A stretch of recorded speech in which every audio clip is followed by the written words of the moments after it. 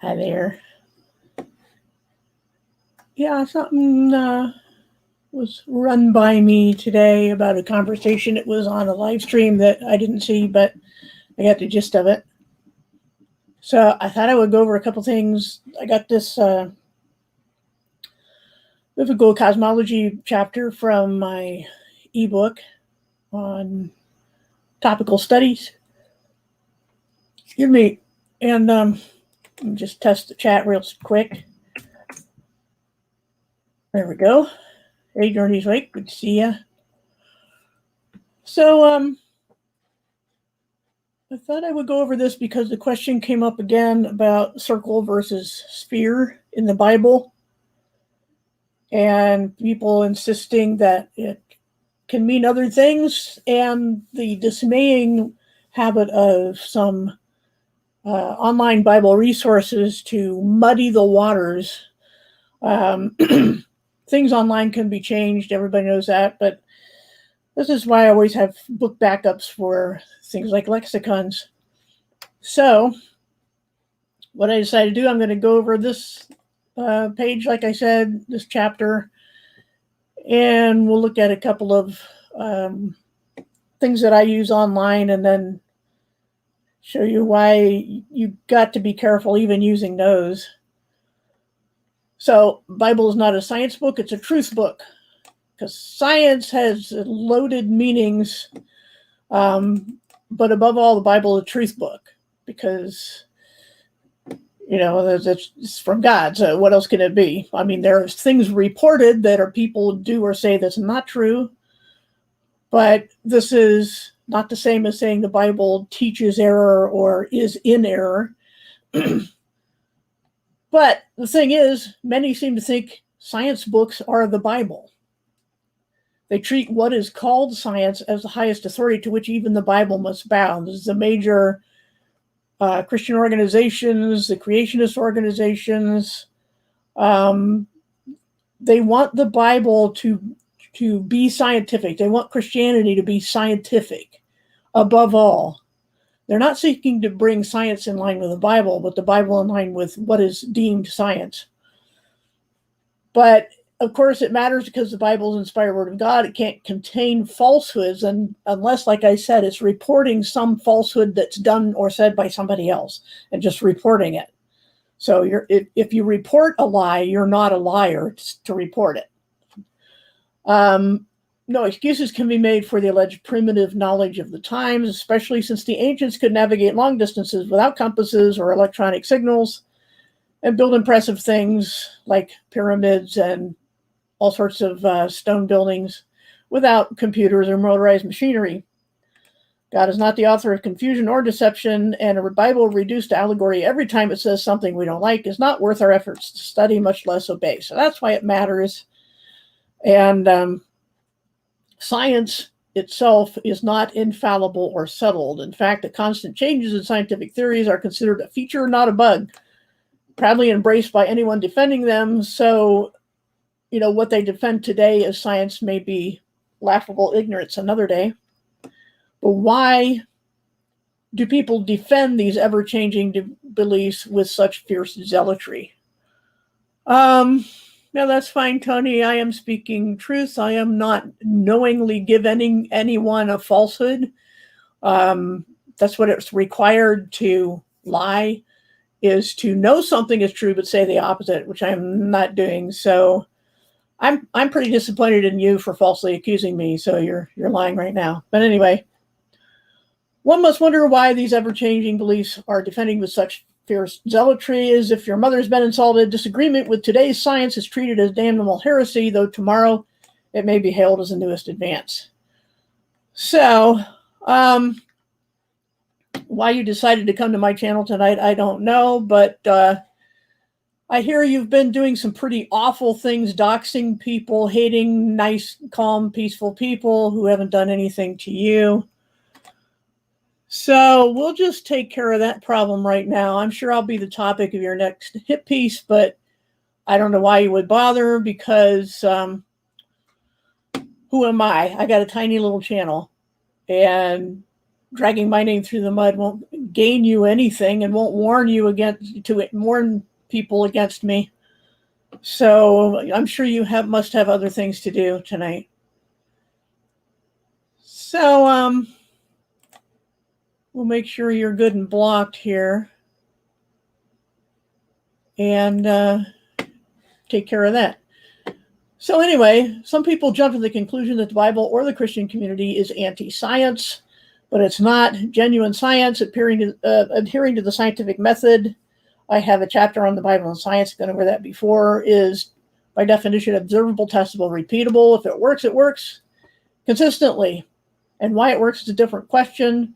So the Bible deals in fact and truth, so any claims that contradict it are false. So no one can claim to support the Bible as inspired by God while at the same time interpreting it through the lens of ever-changing philosophical presumptions, as is commonly mistaken for empirical science.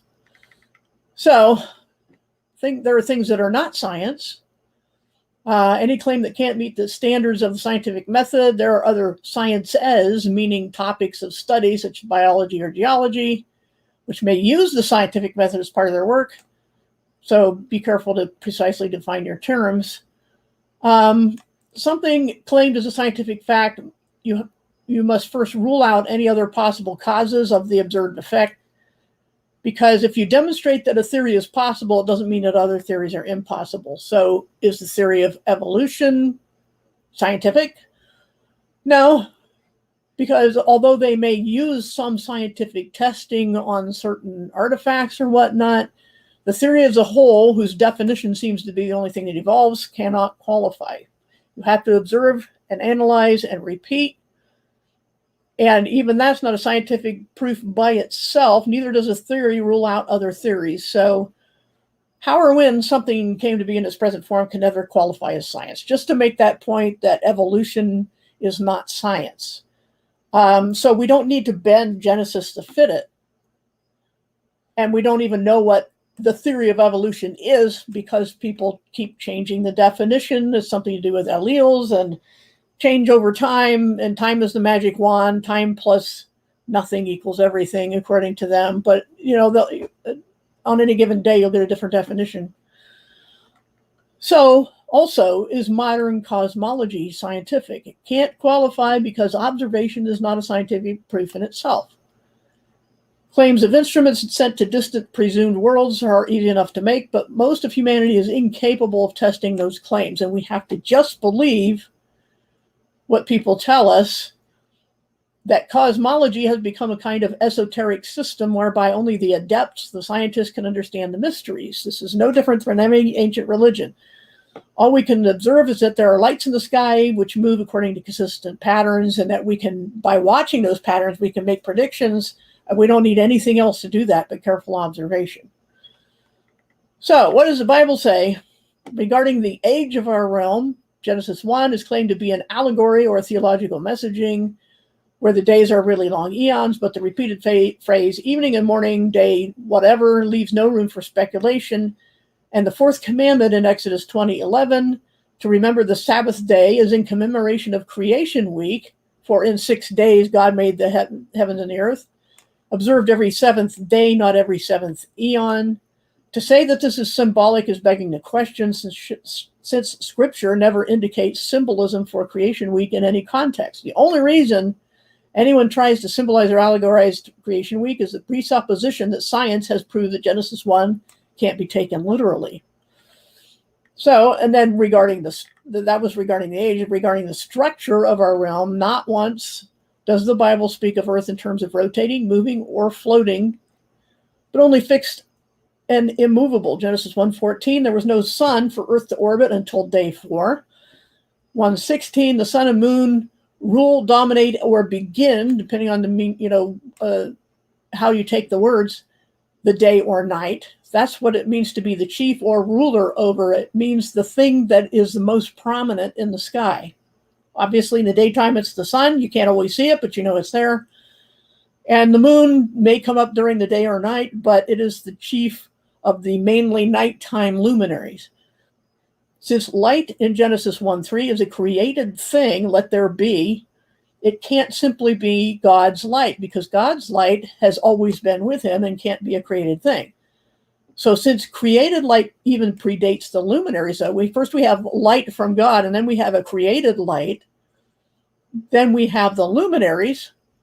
The luminaries are delegated governors of created light, and they will not last forever, according to Revelation 22:5.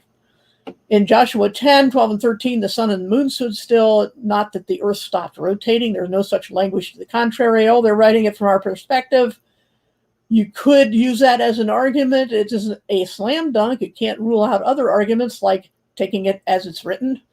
And especially since we know that there would have been consequences recorded somewhere in the world for something that you're on that's been spinning and suddenly it stops. Things tend to fly off, and you say gravity, and that's begging the question again. Hey, good servant, good to see you. I got rid of your nemesis.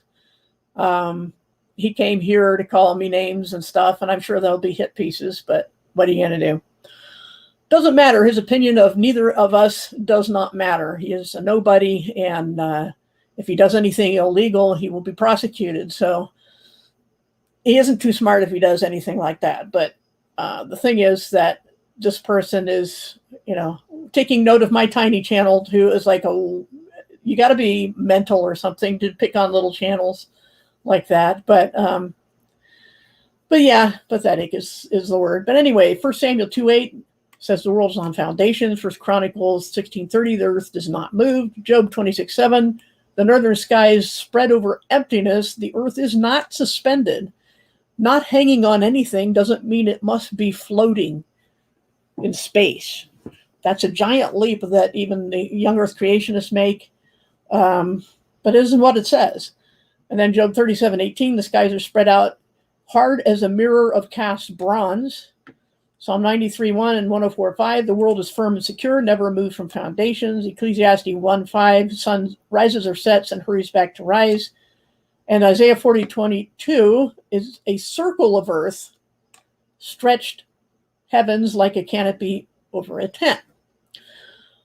So the Hebrew word in Isaiah 42:22 is chug, however you pronounce that, which means circle, circuit, or compass. Something you draw around, or the ditch you might dig around a tree or something like that. Earlier in the same book, Isaiah 22:18 says, God will roll you up like a ball and throw you. And in the Hebrew word there is dur, not chug, which dur means round or ball, something thrown. They knew and understand the difference between a circle and a sphere, and even the Greek word is ballo, which is where we get our word ball. And it simply meant in the Bible something you could pick up and throw. So that's why we called those balls, because that's what the Greek word was, something you pick up and throw. So in Isaiah, we have two different words for round things. One is a sphere and one is a circle. The sphere you can throw, the circle you draw or etch or dig into the ground. So the conclusion is there's no excuse for making the Bible bow via selective, arbitrary, inconsistent allegorization to what is falsely called science, or accurately called pseudoscience or philosophy. We can't obey two very diametrically opposed masters. We must demand rigorous proof. So when people make the argument about whether it's a ball or a circle, they need to first be aware of these things. Hey, no problem, good servant. And let me show you, let me show you this page. The Archimedes Project Dictionary. If you look up this word, Guron, in the Liddell Scott Jones lexicon and select transliteration, you get ring, circle, trench made around a tree.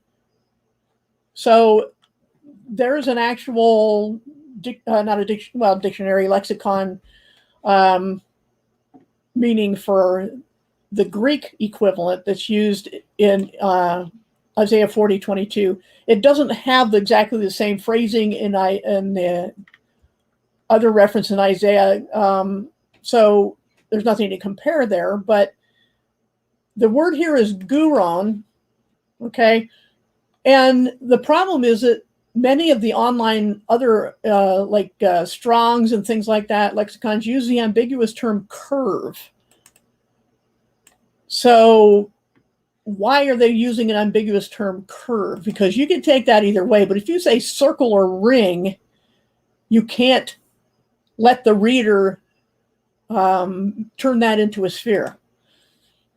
And this is from the, oh, hold on, I want to show this one first. These are two online lexicons, and Isaiah 40:22, he who sits, it is a Hebrew on the left, he who sits above the circle, and it's above, not in or on the circle. And there's that shug word. And then the Greek over here, he is the one controlling the curve of the earth. That's the ambiguous one. And if you click on this, it's guron here, right? So if you click on this, it takes you to gune, which is the word for woman. Why does it do that? And it isn't the only one that does that. That's why I mean, it's saying you have to be careful, because a curve can be taken all sorts of ways, and they are wanting the reader of this interlinear to translate that as sphere of the earth. But even the context doesn't give you that. And besides, we have the two different words, but the Greek word they have decided to make ambiguous. See if we look at this one, circle, compass, but why the Greek word they decided to make curve, I don't know. So just a little heads up on that. But if this is just a real quick video showing, that you could show people anytime they want to say that you can take Isaiah 40:22 as a sphere and just curvature. You can't do that. It's disingenuous and it's ignorant. So there you go. And then I wanted to go back to here then. This is a commentary by Constable. It is a well-respected commentary. I don't always agree with it, but I found him to be the fairest when it comes to the women questions especially. But here's a section he has here, and he's not trying to push any agendas that I know of. The same God who created the world presides over its affairs. He creates history as well as the material universe, however you want to take that term. The vault or circle of the earth probably refers to the heavens above as people perceive them, such as in Job 22:14, or perhaps to the horizon. This is a more common meaning. Job 26:10, Proverbs 8:27. Here's the clincher. Isaiah was not revealing that the earth is round. Now, he worded this very carefully, which sometimes you do if you don't want to ruffle feathers on either side, which I totally understand. But when it comes to the lexicon itself, you have to give it the Bible meanings and the lexical meanings and not try to hide something. I don't think he's trying to hide something here.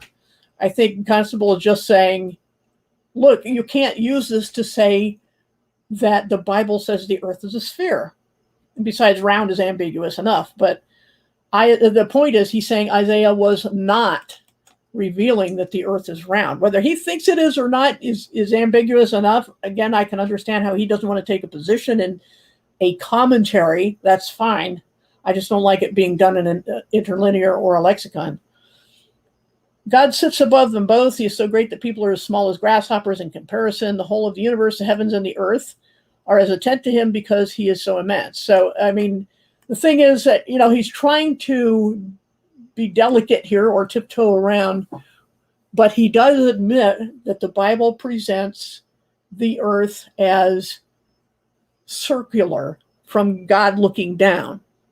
But if it's from the perspective of people, then it's what we see. If you turn yourself in a circle and look at the distant horizon, it's a circle, right? Doesn't tell you anything about it being a sphere.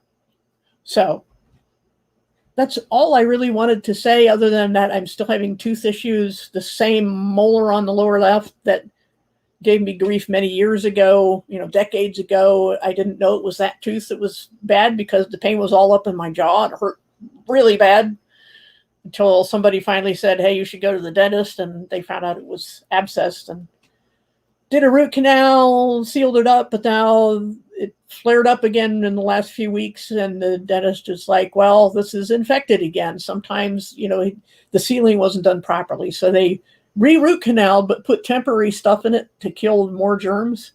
And even that has, I guess, a shelf life. And so I had to be put on antibiotics for the 4th time for this one tooth. I haven't had antibiotics in years and years and years, but I don't know of any natural remedy that gets inside your tooth roots and takes the germ away. I do everything I can to support my immune system.